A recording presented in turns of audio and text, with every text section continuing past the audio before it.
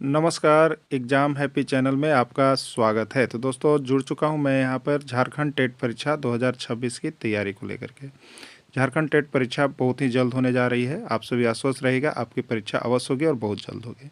इसके लिए आप तैयारी में लग जाइएगा। जो भी यहाँ पे तैयारी कर रहे हैं वो यहाँ पे JCERT जैक की किताब से पढ़ेंगे, क्योंकि सिलेबस जो है आपका झारखंड राज्य के अनुमोदित पाठ्यक्रम पर आधारित है। इसके पहले देखिए यहाँ पे जैक ने 2 आकलन परीक्षा भी ली है, जिसमें 100% आपका JCERT किताब से हूबहू प्रश्न आया हुआ है। ठीक है, तो आप सभी धोखा न खाएं और JCERT जैक की किताब से तैयारी करें। ठीक है, यदि आपके पास JCERT जैक का किताब उपलब्ध नहीं है, आप नहीं पढ़ पाते हैं, तो आपको सारा नोट्स हम यहाँ पे चाहे 1 to 5 के शिक्षक की तैयारी करें, चाहे 6 to 8 शिक्षक की तैयारी करें, आपको सारा नोट्स हम यहाँ पे JCERT जैक की किताब से बना के दे रहे हैं। तो इसके लिए आप हमारे मोबाइल नंबर 9631054226 पर यहाँ से संपर्क कर लेंगे और सारा JCERT जैक की किताब की पुस्तक पढ़ने के लिए सभी कुछ आपको जेटेट न्यू सिलेबस, साथ में सारा प्रैक्टिस सेट और क्वेश्चन बैंक सब कुछ यहाँ पे करवाया जा रहा है, सिर्फ और सिर्फ 500 रुपये में। तो आप जरूर जुड़ेंगे। चलिए देखते हैं आगे आज का। परिवार की सामान्य विशेषता है। एक परिवार की सामान्य विशेषता क्या होती है? विवाह संबंध, सामान्य निवास, वंशवाद या सभी।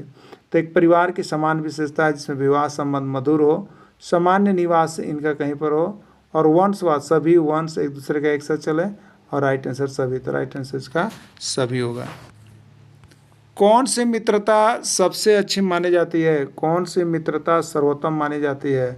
आनंद की मित्रता, गुण की मित्रता, अच्छाई की मित्रता, उपयोगी मित्रता। ठीक है, तो अच्छाई की मित्रता जो है वो हमारे लिए सर्वोत्तम माना जाएगा। निम्नलिखित में से कौन सा एक संयुक्त परिवार का गुण नहीं है?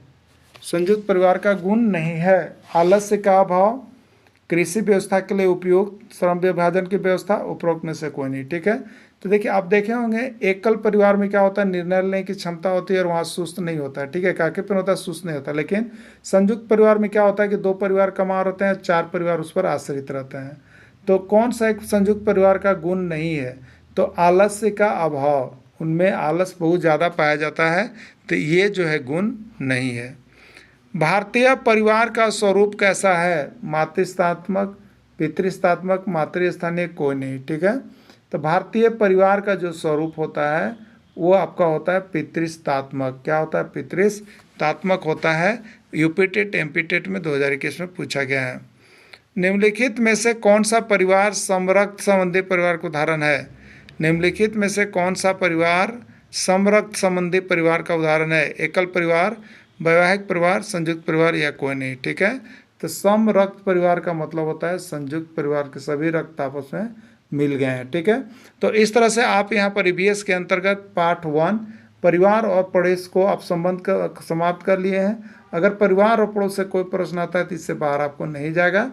आपको अगर केवल पर्यावरण का नोट्स लेना हो तो 150 रुपये, लेकिन पर्यावरण अगर जुड़ करके तैयारी करना हो तो वो आपको जो पुराने कैंडिडेट है वो करेंगे, और वो पेमेंट करने के बाद उनको सारा चीज़ जाने लगेगा। तो आप इसके लिए संपर्क कर लीजिएगा 96 310 54 226। ठीक है, कितना है? 96 310 54 226 पर आप लोग संपर्क बहुत अच्छी तरह से कर सकते हैं। ठीक है, 96 310 54 226, 96 310 54 226। ठीक है, 9631054226 पर आप संपर्क कर सकते हैं। एक बार फिर से मोबाइल नंबर देख लीजिएगा, 9631054226 पर आप संपर्क कर सकते हैं। ठीक है, अमीबा अपना भोजन किस विधि के द्वारा करता है? अमीबा देखिए जो होता है अमीबा पेरेसियम जिसको हम लोग कहते हैं, वो अपना विभिन्न जंतुओं किस विधि द्वारा भोजन करते हैं, जो आया है उसको भी हमने यहाँ पे आपके बीच रख दिया है। तो आप सभी देखिए इधर उधर भटकिएगा नहीं तो हम जैसा अभी देख रहे हैं बहुत से चैनल पर इतने सारे ग्रंथ ले के लोग पढ़े हुए हैं कि जहाँ देख देख के आप बोर हो जाइएगा। ठीक है, ज़्यादा नहीं पढ़ना है, कम पढ़ना है और ज़्यादा प्रश्न आना है। JCERT किताब पढ़ना है, नहीं तो JCERT का नोट्स पढ़ना है। आपको बता देते हैं कि EVS में सिर्फ 300 अगर प्रश्न आपको देख लीजिएगा तो यहाँ से 30 को नंबर भिड़ जाएगा, लेकिन वहाँ 3000 प्रश्न आप देखिएगा ना तो 3 को प्रश्न भी नहीं भिड़ेगा प्रैक्टिस सेट में, आपको हम बता दे रहे हैं। ठीक है, इसलिए अपना समय नहीं गवाइएगा व्यर्थ का, और यहाँ से ही तैयारी आप कीजिएगा जो नोट्स आपका बना हुआ है। ठीक है, तो अमीबा अपना भोजन किस विधि के द्वारा करते हैं बताना है। कुटपाद विधि के द्वारा, मकरंद चूसकर, अनाज के दाने तक कीड़े मकोड़ों को पकड़कर, या कुतर कर। ठीक है, तो मकरंद चूसकर कौन अपना भोजन बनाता है? मधुमक्खी। अनाज के दाने तक कीड़े मीड़े को पकड़ कर कौन खाता है? मुर्गा मुर्गी सब। और कुतर कुतर कर कौन करता है? तो चूहा करता है। यानी एक बचा कुटपाद विधि, तो अमीबा अपना भोजन किस विधि से करता है? कुटपाद विधि से करता है। और ये सीजी टेट 2019 का प्रश्न है, छत्तीसगढ़ शिक्षक पात्रता परीक्षा 2019 का आया हुआ प्रश्न है। ठीक है, अगला प्रश्न है, मधुमक्खी अपना भोजन किस विधि के द्वारा करते हैं? मधुमक्खी अपना भोजन किस विधि के द्वारा करते हैं? यूपी टेट 2018 का प्रश्न है। उत्तराखंड यहाँ पर जो है उत्तर प्रदेश शिक्षक पात्रता परीक्षा 2018 में पूछा गया है। कुतपाट विधि द्वारा, फूलों के मकरंद को चूसकर, कुतर कुतर कर, या कोई नहीं। ठीक है, तो देखिए मधुमक्खी क्या करती है, तो मधुमक्खियाँ विभिन्न जगह से फूले पर बैठती है, वहाँ से उसका मकरंद को चूसती है और आ करके क्या करती है, तो वो अपना घोंसला बनाती है और वो मधुमक्खी का छत्ता कहलाता है। और वो फूलों के मकरंद को चूस चूस कर यहाँ पर वो छत्ता बनता है। तो मधुमक्खी अपना भोजन फूलों के मकरंद को चूस कर करती है। ठीक है, चूहा अपना भोज पदार्थ को खाता है। चूहा जो है अपना भोज पदार्थ को किस प्रकार से खाता है? उसके भोजन करने की विधि क्या है? मकरंद है, कुतर कुतर कर है, चोंच मार कर है, या कोई नहीं। ठीक है, मकरंद में मधुमक्खी होता है, कुतर कुतर कर कौन खाता है? तो आपको पता है चूहा खाता है। ठीक है, तो चूहा अपना भोजन कुतर कुतर कर खाता है। चोंच मार कर कौन खाता है? तो ये मुर्गी या मुर्गा जो भी कहिए ये खाते हैं। ठीक है, तो चूहा अपना भोज पदार्थ को कैसे खाता है? तो ये आपको खाता है कुतर कुतर कर। ठीक है, कहाँ आया हुआ था? तो एच टेट 2016 हरियाणा शिक्षक पात्रता परीक्षा 2016 का यह प्रश्न है। मनुष्य में भोजन का प्रारंभ होता है। मनुष्य जो भोजन करते हैं उसका प्रारंभ कहाँ से होता है? मनुष्य में भोजन का पाचन कहाँ से प्रारंभ होता है? थोड़ा सा ये प्रश्न को कन्फ्यूज हो गया है। मनुष्य में भोजन का पाचन कहाँ से प्रारंभ होता है, इस तरह से प्रश्न पूछा गया था, लेकिन यह पाचन छूट गया। ठीक है, तो मनुष्य में भोजन का पाचन कहाँ से प्रारंभ होता है? राजस्थान टेट 2013 से है। मुख से, छोटी आंत से, बड़ी आंत से, या किसी से नहीं। ठीक है, तो मनुष्य में भोजन का प्रारंभ मुख से होता है और पाचन भी वहीं मुख से ही शुरू हो जाता है। ठीक है, तो प्रश्न दो प्रकार से पूछ देता है कि मनुष्य में भोजन का प्रारंभ कहाँ से होता है? तो मुख से होता है। और मनुष्य में भोजन का पाचन कहाँ से प्रारंभ होता है? तो भी याद रखिएगा मुख से ही होता है। ठीक है, दोनों प्रश्न आपके लिए इम्पोर्टेंट है। मनुष्य में भोजन का पाचन समाप्त हो जाता है। ठीक है, मनुष्य में भोजन का पाचन शुरू कहाँ से होता है? तो जैसे हम भोजन डालते हैं मुख से शुरू होता है। और समाप्त कहाँ होता है? देखिए, ये पंजाब टेट 2012 में पूछा है, समाप्त कहाँ होता है? तो समाप्त जो होता है आपको छोटी आंत में होता है। कहाँ होता है? छोटी आंत में होता है। क्लियर। अगला है, वह प्रक्रिया जिसके द्वारा अपचित खाद्य पदार्थ शरीर से बाहर निकल जाता है क्या कहलाता है? ठीक है, हम जो भोजन लेते हैं उसमें से जो शरीर हमारा पचाता है वो क्या बन जाता है? ब्लड बन जाता है, जिससे हमको ऊर्जा मिलता है। और जो अपच पदार्थ जो पचता नहीं है वो उत्सर्जन के रूप में हम लोग मल त्याग के रूप में बाहर निकालते हैं, जिसका नाम यहाँ पर उत्सर्जन कहलाता है। तो उत्सर्जन के रूप में बाहर निकल जाता है, इसका राइट आंसर उत्सर्जन होगा। ठीक है, जीभ का कार्य क्या है? जीभ का कार्य क्या है? ये हरियाणा टेट हरियाणा शिक्षक पात्रता परीक्षा 2013 में पूछा गया है। जीभ का कार्य क्या है? भोजन को लार से मिलाना, निगलने में सहायता करना, बोलने में सहायता करना, या सभी। तो ये जीभ का ये सभी मुख्य कार्य यहाँ पर है। राइट आंसर इसका डी हो जाएगा। अमाशय में कौन सा रस स्रावित होता है? पालक पदार्थ का रस, जठर रस, पिट्ठर रस, या कोई नहीं। ठीक है, तो अमाशय में कौन सा रस स्रावित होता है? यूपी टेट उत्तर प्रदेश शिक्षक पात्रता परीक्षा 2013 का आया हुआ प्रश्न है। तो अमाशय में जो रस होता है उसको हम लोग जानते हैं जठर रस से, जिसको अग्नि कहते हैं। वही अग्नि से यहाँ पर भोजन पचता है। ठीक है, अमाशय में कौन सा अम्ल पाया जाता है? हाइड्रोक्लोरिक अम्ल, जिसको HCl कहेंगे, नाइट्रिक अम्ल, जिसको HNO3 कहेंगे, सल्फ्यूरिक अम्ल, जिसको H2SO4 कहेंगे, या कोई नहीं। ये चार ऑप्शन है। ठीक है, तो अमाशय में जो अम्ल पाया जाता है वो है हाइड्रोक्लोरिक अम्ल। और बहुत इंपॉर्टेंट प्रश्न हरियाणा टेट में 2012, सीजी टेट 2019, MP टेट 2012 2013 और बिहार टेट 2023। देख लीजिए कितना इंपॉर्टेंट प्रश्न है, कितना जगह आया हुआ है। आपके लिए भी हो सकता है, आप सभी देख के जाइएगा। ठीक है, और आपको हम बार बार बता दे रहे हैं, आप नोट्स ही पढ़िएगा, हैंड रिटेन नोट्स। अगर कहीं का किताब उताब लिए तो अच्छा बात है, उसको भी देख लीजिए। लेकिन कम समय में आप एग्ज़ाम में जाने से पहले आप यहाँ से नोट्स अवश्य परचेज कर लीजिएगा, केवल ईवीएस का नोट्स आपको कितने मिलेगा हमने बता दिया, 150 रुपये में आप यहाँ से ले सकते हैं। पूरे नोट्स और वीडियो दोनों आपको मिल जाएंगे। अब रही बात कि यहाँ पर अगर आप सब सब्जेक्ट करना चाहते हैं तो आपको सिर्फ लगता है 500 रुपये, ठीक है, 500 रुपये लगता है क्षेत्रीय भाषा छोड़ करके यहाँ से, और नहीं तो एक एक सब्जेक्ट का 150 रुपये आपको लगेगा, ठीक है। जानतो रेसे हैं, जानतो रेसे, ठीक है, ऊन है, जानतो रेसे कौन है, ऊन है, रेशम है, ए और बी दोनों या कोई नहीं, ठीक है। ये यूपी टेट 2019 का प्रश्न है, उत्तर प्रदेश शिक्षक पात्रता परीक्षा 2019 में पूछा गया था, ठीक है। जानतो रेसे मतलब जंतुओं से प्राप्त रेसे, जो रेसे जंतु से प्राप्त होते हैं उसको हम लोग जंतु रेसे कहते हैं। तो जंतु से हमको क्या प्राप्त होता है, ऊन होता है, रेशम भी प्राप्त होता है, यानी ए और बी दोनों होता है जंतुओं से, कीटों से, ठीक है। ऊन के रेसे प्राप्त किए जाते हैं, ऊन किस किस से प्राप्त होते हैं, किस किस जानवर का ऊन होता है, ऊन का रेशा कौन कौन से मिलता है, ये आपको बताना है। एमपी टेट 2014 का प्रश्न है और यूपी टेट 2016 दोनों जगह पूछा गया था। तो भेड़, इससे, बकरी से, याक से या सभी से, ठीक है। तो भेड़ से भी ऊन की प्राप्ति होती है। बकरी जो देखिएगा आप श्रीनगर जम्मू कश्मीर में रहते हैं, पश्मीना, उससे भी यहाँ पर रेशे की प्राप्ति होती है, ऊन की प्राप्ति होती है। और याक जो जानवर है उससे भी ऊन की प्राप्ति होती है, यानी राइट आंसर इसका सभी हो जाएगा, ठीक है। रेशम के रेशे प्राप्त किए जाते हैं, ये बिहार टेट देखिए अभी हाल फिलहाल जो हुआ 2023 का पूछा गया प्रश्न है कि रेशम के रेशे कहाँ से प्राप्त किए जाते हैं। बकरी के बाल से, भेड़ के बाल से, रेशम के कीट जिसको कोकून कहते हैं या कोई नहीं, ठीक है। तो रेशम के कीट जो होते हैं, रेशम जो है वो रेशम के कीट यानी कोकून से प्राप्त किया जाता है। देखिए एक चीज़ बता देते हैं आपको, रेशम के रेशे प्राप्त किए जाते हैं, रेशम के कीट बहुत कम जगह मिलेगा, आपको कोकून नाम देगा, तो याद रखिएगा कोकून से प्राप्त होता है, ठीक है। पश्मीना शाल कहाँ पाया जाता है, बहुत इंपॉर्टेंट प्रश्न है, ये कहीं नहीं मिलेगा, आप ईवीएस का ही किताब में ढूंढ पाइएगा, ये कहीं भी प्रैक्टिस सेट में आपको नहीं मिलेगा पश्मीना शाल, ठीक है। पश्मीना शाल कहाँ मिलता है, तिब्बत में, लद्दाख में, जम्मू कश्मीर में कोई नहीं। देखिए सी टेट में पूछा गया है, यूपी टेट में पूछा गया और सीजी टेट में पूछा गया, ठीक है। पश्मीना शाल जो होता है देखिए आपको बता देते हैं, अंगोरा नामक बकरी होती है जो जम्मू कश्मीर पाई जाती है, ठीक है। और यहाँ पर जो ये बकरी होते हैं ऊंचे क्षेत्रों पर ठंडे प्रदेशों में रहती है। अब बताइए ठंडे प्रदेश में ये बकरी कैसे रह रही होगी, तो ठंडे प्रदेश में ये अपने बालों से बचती है, ठीक है। तो ये है आपका पश्मीना। तो ये क्या होता है कि एक समय में जब होता है तो इसके बाल को क्या कर दिए जाते हैं, छील दिए जाते हैं, निकाल दिए जाते हैं, और इसी बाल से शॉल बनाया जाता है जिसका नाम है पश्मीना शॉल, ठीक है। आपको बता देते हैं ये शॉल बहुत पतला होता है, लेकिन इसकी गर्मी से आप परेशान हो जाइएगा, तो ये वही अंगोरा बकरी जिससे पश्मीना शाल बना है। ये पतला है जरूर, आपको लग रहा है कितना पतला से क्या जाएगा, लेकिन इसमें गर्मी बहुत है, जैसे ये ठंडे प्रदेशों में रह लेते हैं, ठीक है।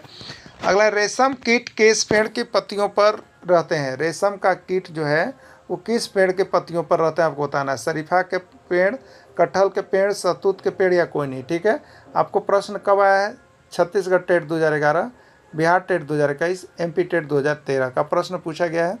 तो रेशम के कीट जो होते हैं वो कहाँ रहते हैं, तो शहतूत की पत्तियों पर रेशम के कीड़े पाए जाते हैं, वहीं पे रेशम के कीट होते हैं, ठीक है। सबसे सामान्य रेशम कीट का नाम क्या है, सबसे सामान्य रेशम कीट जो है उसका नाम क्या है। एमपी टेट 2012 का प्रश्न है, शहतूत रेशम कीट, शरीफा रेशम कीट, पालक रेशम कीट या कोई नहीं, ठीक है। तो सबसे सामान्य रेशम कीट जो होता है वो शहतूत का ही होता है, ठीक है, शहतूत पर ही होते हैं, ये शहतूत का रेशम कीट होता है। झारखंड राज्य में किस प्रकार के रेशम का उत्पादन होता है, झारखंड राज्य में रेशम का उत्पादन होता है वो किस प्रकार का होता है। जेटेट 2016 का प्रश्न था, सिल्क रेशम, बत्तर रेशम, तसर रेशम या कोई नहीं, ठीक है। तो झारखंड राज्य में तसर रेशम का उत्पादन जो है ज़्यादा होता है। रेशम कीड़ा है, कोकून का है, कैटरपिलर का है, सलब का है या कोई नहीं, ठीक है। उड़ीसा टेट 2016 का प्रश्न है। तो रेशम कीड़ा जो है वो किससे प्राप्त होता है, तो रेशम कीड़ा जो है आपका वो कोकून से प्राप्त होता है, ठीक है। रेशम कीड़ा आपका कोकून से प्राप्त होता है, ठीक है। आगे है, निम्नलिखित में कौन ऊन नहीं देता है, निम्नलिखित में कौन ऊन नहीं देता आपको बताना है। याक, ऊँट, बकरी, कुत्ता। बिहार टेट 2011 का प्रश्न है। याक से ऊन की प्राप्ति होती है, ऊँट से भी ऊन की प्राप्ति होती है, बकरी से भी ऊन की प्राप्ति होती है, कुत्ता से ऊन का प्राप्ति नहीं होता है। राइट आंसर इसका डी हो जाएगा, ठीक है। मानव में शोषण होता है, मानव में जो शोषण होता है वो कैसे होता है? बिहार टेट 2011, त्वचा के द्वारा, गिल्स के द्वारा, फेफड़ों के द्वारा या कोई नहीं। ठीक है, तो मानव में जो शोषण होता है वो फेफड़ों के द्वारा होता है, फेफड़ों के द्वारा मानव शोषण करता है। केचुए में शोषण होता है, केचुए में शोषण होता है। एच टेट हरियाणा टेट 2015 का प्रश्न है, त्वचा के द्वारा, फेफड़ा के द्वारा, गिल्स के द्वारा या कोई नहीं। ठीक है, तो केचुआ में जो शोषण होता है वो त्वचा के द्वारा वो श्वास लेते हैं केचुआ। ठीक है, मछली का शोषण अंग है त्वचा, फेफड़ा, गिल्स या कोई नहीं। ठीक है, यूपी टेट 2016 का प्रश्न है। तो मछली का शोषण अंग को हम लोग क्या कहते हैं? गिल्स कहते हैं। क्या कहते हैं? गिल्स कहते हैं। बहुत बारी प्रश्न। झारखंड में जल पुरुष के नाम से किसको जाना जाता है? झारखंड में जल पुरुष के नाम से किसको जाना जाता है? स्नातक प्रशिक्षित शिक्षक में पूछा गया था। सिमोन उरांव, कश्मीर उरांव, जगन उरांव या कोई नहीं। ठीक है, तो झारखंड में जल पुरुष के नाम से सिमोन उरांव को जाना जाता है। किसको जाना जाता है? सिमोन उरांव को जाना जाता है। पर्यावरण संरक्षण के लिए 2016 में झारखंड में किनको पद्मश्री से नवाजा गया था? अंकलेश मुंडा, सिमोन मुंडा, सिमोन उरांव या कोई नहीं। ठीक है, तो पर्यावरण संरक्षण के लिए 2016 में झारखंड से सिमोन उरांव को पद्मश्री से नवाजा गया था। खेत के फसल किस वर्षा के कारण सूख जाते हैं? खेत में अगर फसल लगा हुआ है और किस प्रकार की वर्षा होगी तो वो खेत का फसल पीला पड़ जाएगा, मतलब सूख जाएगा। अम्लीय वर्षा के कारण, क्षारीय वर्षा के कारण, सोहनीय वर्षा के कारण या लवणीय वर्षा के कारण। ठीक है, ये उत्तर प्रदेश शिक्षक पात्रता परीक्षा 2016 का पूछा गया प्रश्न है। तो अम्लीय वर्षा ऐसी वर्षा होती है जिसके कारण खेत के फसल नष्ट हो जाते हैं, सूख जाते हैं, बर्बाद हो जाते हैं। अगला प्रश्न है, किस प्रकार की वर्षा होने के कारण जलीय जीव जंतु मर जाते हैं? मान लीजिए कि यह नदी है, इसमें आपने मछली पालन कर रखा है, मेढक है, कुछ भी जीव जंतु है। अगर यहाँ पर अम्लीय वर्षा होगी तो उसका pH मान 5.6 से कम होगा, और 5.6 से कम होगा तो ये क्या होगा? जो भी जीव जंतु इस जल को पिएगा वो क्या होगा? मर जाएगा। तो अम्लीय वर्षा के कारण ही जलीय जीव जंतु क्या होता है? कभी कभी मर जाते हैं। ठीक है, बिहार टेट, बिहार शिक्षक पात्रता परीक्षा 2011 का पूछा गया प्रश्न है। ठीक है, चलिए अगला प्रश्न है, वर्षा जल का उपयोग, वर्षा जल का उपयोग भौम जल स्तर की पुनः पूर्ति के लिए किया जाता है, उसे क्या कहते हैं? एमपी टेट 2013 का, मध्य प्रदेश शिक्षक पात्रता परीक्षा 2013 का प्रश्न है। वर्षा जल संग्रहण, जल, बांध या सभी। ठीक है, तो वर्षा जल का उपयोग भौम जल स्तर की पुनः पूर्ति के लिए किया जाता है, उसको क्या कहते हैं? तो उसको हम लोग कहते हैं, देखिए, वर्षा जल का संग्रहण कहते हैं। क्या कहते हैं? वर्षा जल का संग्रहण करेंगे जिससे कि हमारा भौम जल स्तर में वृद्धि होगा। अम्लीय वर्षा या अम्लीय जल का pH मान होता है, अम्लीय वर्षा का pH मान कितना होता है? 7 से अधिक, 7 से कम, 7 के बराबर, 5.6 से कम। ठीक है, तो देखिए यहाँ पर जो अम्लीय वर्षा होता है उसका pH मान 5.6 से कम होता है। ठीक है, या कभी कभी 5.7 दे सकता है, 5.8, लेकिन इतना ही रहता है, वो 7 से कम नहीं होता है। तो 5.6 या 5.7 या 5.8 से कम, लेकिन किताब में आपका जो ऑथेंटिक दिया है वो हमने यहाँ पर बना दिया है, क्योंकि कभी भी आपको क्लेम करना होगा तो आपको यहाँ से मिल जाएगा। ठीक है, देखिए आपको हम JCERT से क्यों यहाँ पर बना दे रहे हैं नोट्स? JCERT से अगर मेरा नोट्स बना हुआ है, अगर यही प्रश्न आता है और कुछ गड़बड़ होता है तो हम उसको कंप्लेन के लिए यहाँ से किताब के पेज नंबर से उसको काट के भेज सकते हैं। इसलिए आप JCERT का ही पढ़िएगा। ठीक है, जहाँ तहाँ देखिए बहुत कुछ लिखा हुआ मिल जाता है, लेकिन आप उसका परवाह मत कीजिए। अगर दिक्कत होगा तो आप JCERT का किताब ले जाके वहाँ पर दिखा भी सकते हैं। ठीक है ना, यही कारण है। अब देखिएगा, तो अम्लीय वर्षा से क्या कहानी होती है? जलीय जीव जंतु भी मर जाते हैं, फसल भी नष्ट हो जाते हैं, स्मारक भी, यानी राइट आंसर इसका सभी होगा। अगला प्रश्न है, जल में घुलनशील विटामिन है। देखिए यहाँ से आकलन परीक्षा में प्रश्न पूछा गया था। तो एक होता है, देखिए इसको थोड़ा सा हम लोग समझ लेते हैं। एक होता है जल में घुलनशील विटामिन या जल में अघुलनशील विटामिन, और वसा में घुलनशील विटामिन और वसा में अघुलनशील विटामिन। ठीक है, देखिए सबसे पहले आप एक चीज़ देखिएगा, कीड़ा, कीड़ा नाम जानते हो ना, कीड़ा जिसको हम लोग कीड़ा कहते हैं। बताइए, कीड़ा को एक जो है जल है, जल यहाँ पर टाव है, इसमें अगर कीड़ा को छोड़ दिया जाए, कीड़ा को छोड़ दिया जाए तो क्या यह जल में घुल जाएगा? जल में पूरा पूरी मिल जाएगा? नहीं। लेकिन एक कीड़ा को यहाँ पर जो कढ़ाई है, आँच दे रहे हैं, इस तरह से है। ठीक है, यहाँ पर कीड़ा पड़ा हुआ है, इसको तेल में भूज देंगे तो ये कीड़ा भुजाने के बाद क्या होगा, पूरा पूरी घुल जाएगा, मिल जाएगा ना। तो वही देखिए केड़ा जो है, केड़ा याद रखिएगा, केड़ा तेल में घुल रहा है। किस में घुल रहा है? तेल में। तेल मतलब वसा, तेल मतलब वसा। तो केड़ा वसा में घुलता है। केड़ा किस में घुलता है? वसा में घुलता है। और बाकी सब चीज़ जल में घुलता है, बाकी सब चीज़ जल में घुलता है। ये केड़ा वाला वसा में घुलेगा, बाकी सब चीज़ जल में घुलेगा। ठीक है। अब देखिए, अब विटामिन हम लोग कौन कौन पढ़ते हैं? तो विटामिन पढ़ते हैं ए, बी, सी, डी, ई और के। मुख्य रूप से इतना ही विटामिन हम लोग को पढ़ना है ना। अब देखिए इसमें से केड़ा, तो के, ई, डी और ए, 4 को। ये केड़ा किस में घुलता है? तो ये केड़ा वसा में घुलता है। बाकी कौन बचा? तो बाकी बी और सी बचा। तो बी जो है जल में घुलनशील है और सी जो है जल में घुलनशील है, यानी विटामिन बी और सी दोनों जल में घुलनशील है। बाकी हो गया के, ई, डी, ए, ये सब वसा में घुलनशील है। ठीक है, याद हो गया।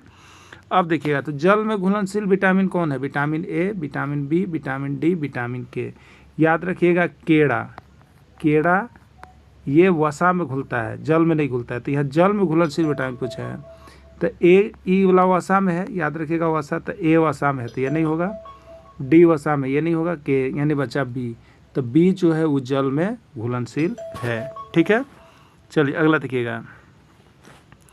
फिर वही प्रश्न, जल में घुलनशील विटामिन है, उत्तराखंड टेट 2016 में पूछा है। ऑप्शन दूसरा था vitamin A, vitamin C, vitamin E और विटामिन के। ठीक है, तो हमको याद रखना है केड़ा, हमको क्या याद रखना है? केड़ा ये जल में नहीं घुलता। आपसे पूछा है जल में घुलनशील, केड़ा जल में नहीं घुलता है। तो यहाँ पर के, ई जल में नहीं घुलेगा, ई भी नहीं घुलेगा, ए भी नहीं घुलेगा, यानी बचा विटामिन सी। तो विटामिन सी जल में घुलनशील है। ठीक है, चलिए अगला देखिएगा। अगला प्रश्न है, जल में घुलनशील विटामिन है। देखिए किस तरह से पूछा गया, जल में घुलनशील विटामिन है। एमपी टेट 2016 का प्रश्न है। विटामिन के, विटामिन ई, विटामिन बी और सी और विटामिन डी। ठीक है, तो जल में घुलनशील विटामिन कौन सा है? ठीक, तो केड़ा तो जल में नहीं घुलता है। केड़ा कहाँ घुलता है? तेल में, वसा में। तो जल में कौन घुलेगा? तो बी और सी, यही बचा बी और सी। तो विटामिन बी और सी यहाँ दोनों ऑप्शन एक ही में है, तो राइट आंसर इसका सी हो जाएगा। ठीक है, चलिए अगला देखिएगा। वसा में घुलनशील विटामिन है, सीजी टेट 2018 का प्रश्न है। विटामिन के, विटामिन डी और ई, विटामिन ए या उपयोग सभी। तो जल में वसा में घुलनशील कौन होता है? तभी आपको बताया था केड़ा किस में घुलता है? वसा में घुलता है। तो यहाँ पर देखिए के, डी, ई, यानी उपयुक्त सभी, ये सभी वसा में घुलनशील है। ठीक है, चलिए अब देखिएगा, निम्नलिखित में कौन सा अलवणीय जल या फ्रेश वाटर का स्रोत है? बर्सन, सतही जल, भौम जल या उपयुक्त सभी। ठीक है, कौन अलवणीय जल का स्रोत है? तो बर्सन वाला जल भी अलवणीय है, सतही जल भी अलवणीय जल है, भौम जल भी अलवणीय, यानी उपरोक्त सभी इसका राइट आंसर। मानव अपनी आवश्यकता की पूर्ति के लिए जो आवास बनाता है उसको क्या कहते हैं? मानव अपनी आवश्यकता की पूर्ति के लिए जो आवास बनाता है उसको क्या कहते हैं? ये यूटेट 2014 यानी उत्तराखंड टेट 2014 का प्रश्न है। मानव निर्मित आवास, मरुस्थलीय आवास, जलीय आवास या कोई नहीं। ठीक है, तो मानव अपनी आवश्यकता की पूर्ति के लिए जिस प्रकार का आवास बनाएगा उसको हम लोग मानव निर्मित आवास की श्रेणी में रखते हैं। राइट आंसर इसका ये होगा। अगला है, जो घर लंबी समयावधि के लिए बनाया जाता है क्या कहते हैं? जो घर लंबी समयावधि के लिए बनाया जाता है क्या कहते हैं? अस्थायी आवास, अस्थायी आवास, दोनों या कोई नहीं। ये यूपी टेट 2018 का प्रश्न है। हमने आपको बताया था कि अभी तक अगर भारत देश में सबसे अधिक परीक्षा हुआ है तो वो उत्तर प्रदेश शिक्षक पात्रता परीक्षा हुआ है। ठीक है, तो ये जो घर लंबी समयावधि के लिए बनाया जाता है उसको हम लोग अस्थायी आवास की श्रेणी में डालते हैं। ठीक है, जैसे आप पक्का का घर बनाते हैं 50, 60, 70 वर्षों तक रहने के लिए, तो वो आपका अस्थायी आवास होता है और आप वहीं पर आकर के रहते हैं। ठीक है, अब है अस्थायी आवास है। इसमें कौन अस्थायी आवास है आपको बताना है। सीजी टेट 2014 यानी छत्तीसगढ़ शिक्षक पात्रता परीक्षा 2014 का प्रश्न है। तंबू, झोपड़ी, इग्लू या सभी। ठीक है, तो तंबू या कैंप लगाकर जो लोग रहते हैं वो अस्थायी रहते हैं, झोपड़ी भी जो लोग बनाकर रहते हैं वो अस्थायी रहते हैं, और इग्लू भी बर्फ वगैरह अस्थायी है, इसलिए राइट आंसर इसका डी यानी सभी हो जाएगा। ठीक है, चलिए अगला देखिएगा। पक्का घर किस प्रकार के आवास का उदाहरण है? पक्का घर जो है किस प्रकार के आवास का उदाहरण है? अस्थायी आवास, मानव निर्मित आवास, कृत्रिम आवास सभी यूपी टेट 2014 में है। ठीक है, तो पक्का घर अस्थायी आवास है, ये आप सभी को जानते हैं, सही है। अब पक्का घर मानव निर्मित आवास है, ये भी पॉइंट सही है, मानव के द्वारा बनाया गया इसलिए मानव निर्मित आवास है। और ये मानव निर्मित आवास को हम लोग कृत्रिम आवास भी कहते हैं, ये भी बिल्कुल सही है, नहीं राइट आंसर का डी होगा, सभी आंसर हो जाएगा। ठीक है, अगला है घर हमें प्रदान करता है, ये पंजाब टेट 2017 का प्रश्न है। ठीक है, घर हमें आश्रय देता है, घर हमें सभी मौसम से बचाता है, घर हमें सुरक्षा प्रदान करता है, डी यानी इसके सभी। ठीक है, तो घर हमें क्या करता है, घर हमें आश्रय देता है, घर हमें मौसम से ही बचाता है, घर हमें सुरक्षा भी प्रदान करता है, यानी राइट आंसर का डी होगा, घर से हमें ये सभी चीज़ें सही है। ठीक है, ध्रुवीय क्षेत्र, ठंडे प्रदेश के क्षेत्र जहाँ भूमि हमेशा बर्फ से ढकी रहती है, वहाँ घर बनाए जाते हैं। बिहार टेट 2011 और यूपी टेट 2014 पूछा गया था। इग्लू, रैन बसेरा, झोपड़ी या कोई नहीं। ठीक है, ध्रुवीय क्षेत्र जहाँ भूमि हमेशा बर्फ से ढकी रहती है, वहाँ जो घर बनता है उसको हम लोग इग्लू कहते हैं, इग्लू कहते हैं। ठीक है, बर्फ का घर इग्लू कहते हैं। अगला है बर्फ से बने घर को कहा जाता है, बर्फ से बने घर को कहा जाता है। ये सीजी टेट 2019 में, छत्तीसगढ़ शिक्षक पात्रता परीक्षा 2019 और यूपी टेट यानी उत्तर प्रदेश शिक्षक पात्रता परीक्षा 2016 में आया। तो बर्फ से बने घर को क्या कहते हैं आपको बताना है, रैन बसेरा, मिट्टी का घर, पक्का का घर या इग्लू। तो बर्फ से बने घर को हम लोग क्या कहते हैं, इग्लू कहते हैं। क्लियर, इग्लू कहते हैं। इग्लू का आकार कैसा होता है, इग्लू का आकार कैसा होता है, ये हरियाणा टेट 2019 से पूछ दिया था, एच टेट यानी हरियाणा टेट 2019। छत के घर के आकार के जैसा, गुंबद के आकार के जैसा, झोपड़ी के जैसा या कोई नहीं। तो इग्लू जो घर बनता है वो कैसा बनता है, गुंबद के आकार के जैसा बनता है। ठीक है, गुंबद के आकार के जैसा बनता है। अगला है इग्लू क्या है, इग्लू क्या है, आया कहाँ, मध्य प्रदेश शिक्षक पात्रता परीक्षा 2018, एमपी टेट 2018 में। सीमेंट और कंक्रीट से बना पक्का घर, मिट्टी से बना कच्चा घर, बर्फ से बना घर या सभी। ठीक है, तो इग्लू क्या है, तो बर्फ से बना घर है, उसी को इग्लू कहते हैं। तो राइट आंसर इसका सी होगा। ठीक है, राइट आंसर इसका सी होगा।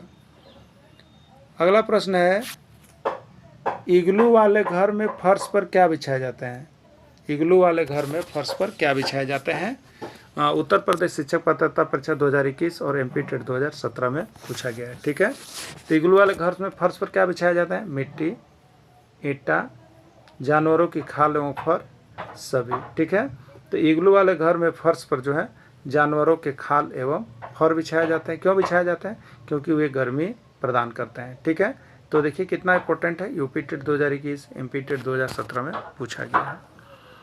नेक्स्ट प्रश्न है इग्लू के फर्श पर जानवरों के खाल एवं फर क्यों बिछाए जाते हैं, सुंदरता बढ़ाने के लिए, सर्दी का एहसास दिलाने के लिए, गर्मी को बढ़ाने के लिए, कोई नहीं। ये कहाँ पूछा गया था, तो देखिए एच टेट 2018 का प्रश्न है। ठीक है, एयर इंडिया का मुख्यालय कहाँ है आपको बताना है, जो एयर इंडिया बना उसका मुख्यालय कहाँ है। तो एयर इंडिया का मुख्यालय मुंबई है, कोलकाता है, चेन्नई है या कोई नहीं। ठीक है, तो एयर इंडिया जो बना उसका मुख्यालय कहाँ है, तो उसका मुख्यालय आपका मुंबई है। और यह प्रश्न सीजी टेट 2014 का पूछा गया प्रश्न है, छत्तीसगढ़ शिक्षक पात्रता परीक्षा 2014 में पूछा गया है। उड़ान योजना का शुभारंभ कब हुआ, तो देखिए अभी आपने देखा यहाँ पर थ्योरेटिकल क्लास में कि उड़ान योजना का शुभारंभ कब हुआ, 2016, 2017, 2018, 2019। तो माननीय प्रधानमंत्री जी नरेंद्र मोदी जी के यहाँ पर के द्वारा जो है आपका 2017 में उड़ान योजना का सफल शुभारंभ किया गया, जिसका मुख्य थीम था कि यहाँ पर आपको देश के आम नागरिक तक सस्ते रूप में हवाई सफ़र कर सकें। ठीक है, ये यूपी टेट 2021 का प्रश्न आया हुआ है। अगला है उड़ान का फुल फॉर्म क्या है, उड़ान का फुल फॉर्म क्या है, ये एमपी टेट 2022 मध्य प्रदेश शिक्षक पात्रता परीक्षा 2022 का आया हुआ प्रश्न है। उड़े देश का एप्पल नागरिक, ऊपर देश का आम नागरिक, उड़े देश का आम नागरिक या नॉन ऑफ दिस कोई नहीं। ठीक है, तो देखिए उड़ान में यू का मतलब है उड़े, डी का मतलब है देश, ए का मतलब है आम और एन का मतलब है नागरिक, यानी उड़े देश का आम नागरिक इसका राइट आंसर हो जाएगा। छत्रपति शिवाजी अंतर्राष्ट्रीय हवाई अड्डा कहाँ है, अभी आपको हमने बताया था एक ट्रिक, एम DH को है, इतना लिख लीजिएगा। और यहाँ लिखिएगा छात्र, यहाँ लिखिएगा इन, यहाँ लिखिएगा का, यहाँ लिखिएगा नेता और यहाँ लिखिएगा राजीव। ठीक है, तो छात्र से छत्रपति शिवाजी अंतर्राष्ट्रीय हवाई अड्डा और एम से क्या हो गया, मुंबई हो गया। ठीक है, तो छत्रपति शिवाजी अंतर्राष्ट्रीय हवाई अड्डा कहाँ है, मुंबई में है। ये प्रश्न कब पूछा गया है, तो एच टेट यानी हरियाणा शिक्षक पात्रता परीक्षा 2016 में पूछा गया है। ठीक है, चलिए अब देखिएगा इंदिरा गांधी अंतर्राष्ट्रीय हवाई अड्डा कहाँ स्थित है, दिल्ली, मुंबई, चेन्नई, कोलकाता। ठीक है, हम लोग उसी से चलेंगे। MDH को है, इसके बाद छात्र, इसके बाद इन। तो छात्र से छत्रपति शिवाजी अंतर्राष्ट्रीय हवाई अड्डा मुंबई और इन से हो गया इंदिरा गांधी अंतर्राष्ट्रीय हवाई अड्डा। तो किसके सामने डी का मतलब दिल्ली, तो राइट आंसर इसका दिल्ली हो जाएगा। ठीक है, नेताजी सुभाष चंद्र बोस अंतर्राष्ट्रीय हवाई अड्डा कहाँ स्थित है, तो चलिए देखते हैं। MDH को है, इतना लिख लेना है। इसके सामने छात्र, इसके सामने इन, इसके सामने के, यहाँ पर नेता और यहाँ पे राजीव। ठीक है, तो आपसे क्या पूछा है, नेताजी, ये चौथा में नेता, नेता से नेताजी सुभाष चंद्र बोस अंतर्राष्ट्रीय हवाई अड्डा, और ये को के सामने है, तो को किसका है, कोलकाता का है। यानी नेताजी सुभाष चंद्र बोस अंतर्राष्ट्रीय हवाई अड्डा कहाँ हो जाएगा, कोलकाता हो जाएगा। बस इसको याद रखिएगा, यहाँ से एक प्रश्न छप रहा है। ठीक है।